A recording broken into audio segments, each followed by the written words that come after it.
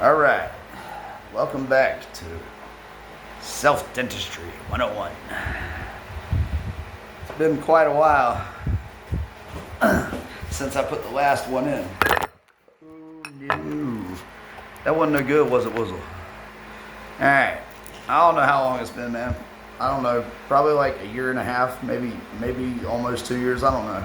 I don't remember. I could be wrong. But it stayed in for a long time. See it right there? No bueno. Alright, so first thing I'm going to do, I got my prime dent kit all sitting out here. A couple Q-tips, toothpicks, so I can get the stuff out of the containers. Alright. Got some gloves on, very important. Brush my teeth first, very important. I'm going to take this emery board.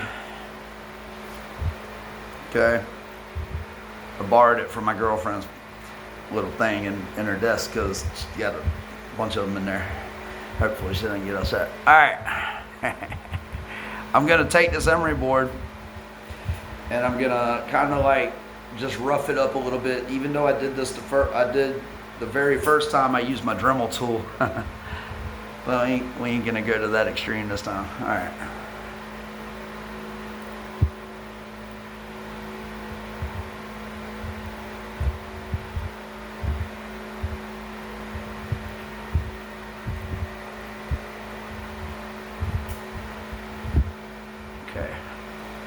Just roughing it up just a tiny bit to give the composite a little bit of a better chance to hang on. All right, I'm in my garage, so I can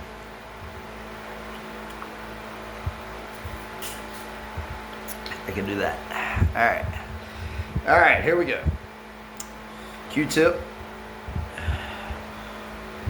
Etchant solution. And like I said on the first video, really don't want to leave the etchant on more than the instructions call for, any longer than it calls for, like 10 or 15 seconds, because it will and can decrease the amount of enamel on your tooth permanently if you leave it on for too long.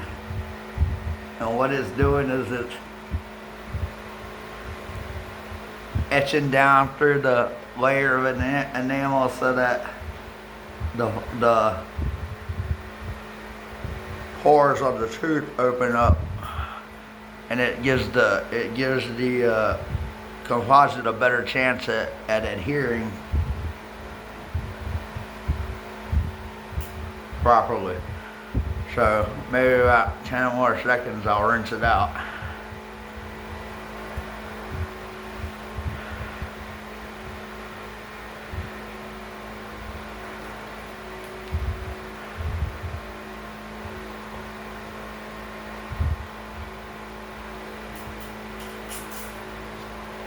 Okay. All right.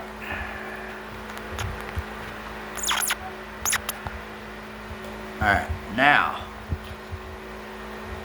I'm gonna take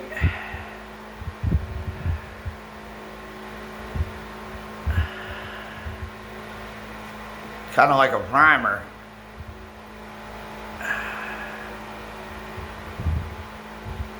And we're gonna go ahead and layer some of that primer on there, and we're going to let it dry for the most part, but maybe just a tad bit of moisture left before we apply the composite.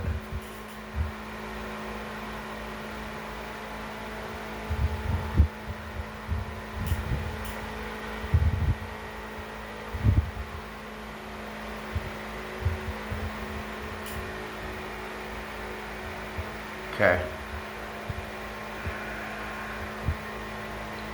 Alright, now,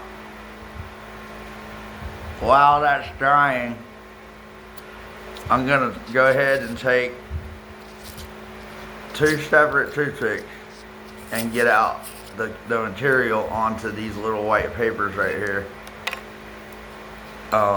You don't want to use the same toothpick for each one, because it will harden up and solidify all of your material. It only takes a tiny bit of one to make the other one solid. Okay, so I'm gonna take this little bit out right here with that toothpick and chuck it. Chuck it. And then we're gonna take this material. Okay.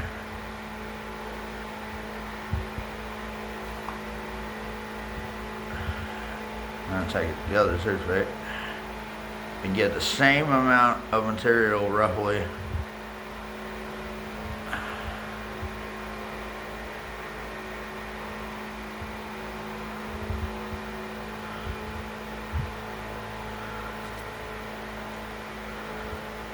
Alright, now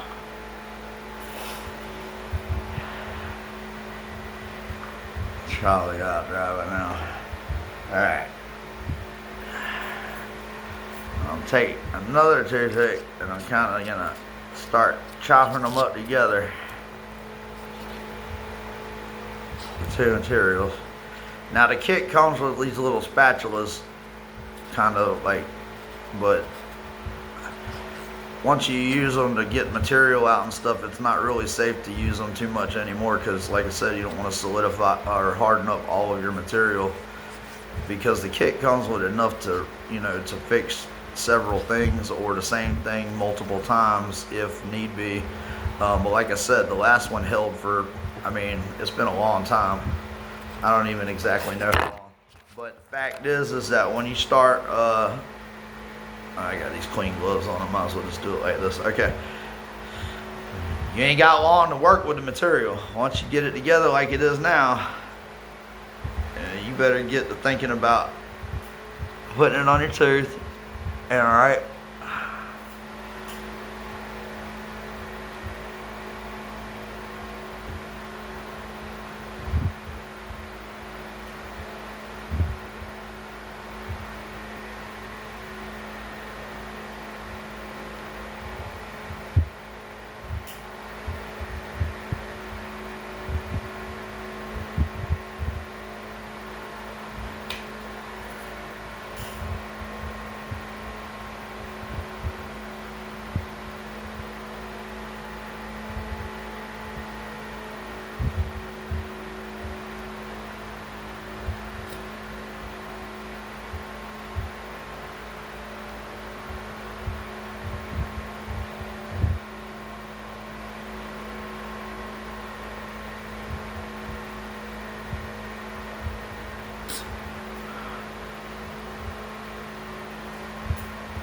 Make sure you get your bite, because once it hardens up, if you haven't done that, you won't be doing that, and that's a problem.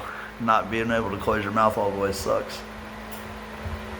I did that the first time. I had to actually grind some off the back of my teeth with the Dremel tool, because I didn't realize how serious it was to make sure you get your bite, because this stuff hardens up like a stone for sure. Okay.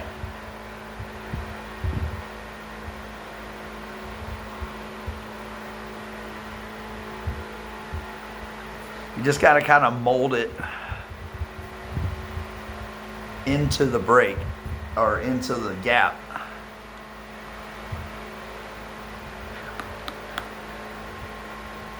That feels pretty good. And it looks just like it did before it broke out the first time. Yeah. Alright, now, this is the worst part. Oh Lord. We're going to put the little clear coat sealant onto it, and it tastes pretty bad. Not going to lie. It's pretty disgusting. I hate it. But you got to put it on there.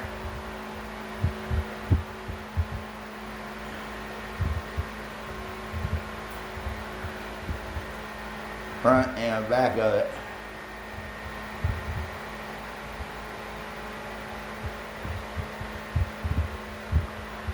Oh yeah. God, that tastes like shit. Man, what the heck? Ain't no way.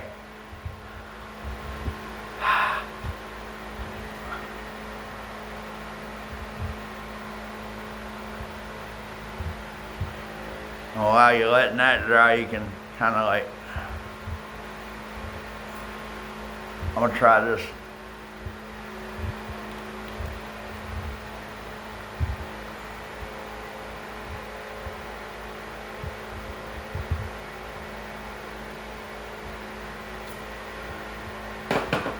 High output LED sometimes helps composites cure fast.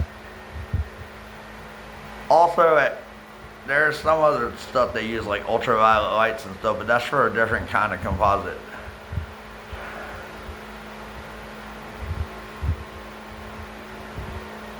Oh yeah. Oh, I tell you, that stuff tastes rad. Lord. But anyway, I've had this kit for a while. It's a lifesaver for sure.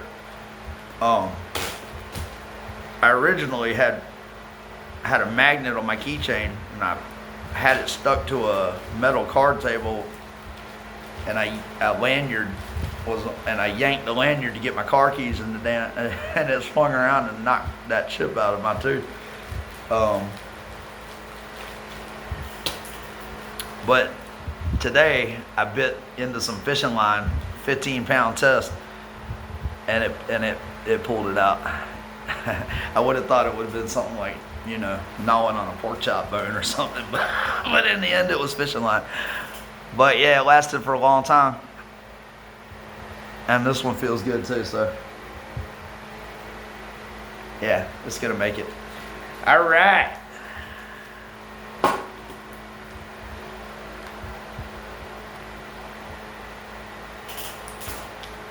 All right, once again, it's been Dentistry 101 with Mike D. Have a good night.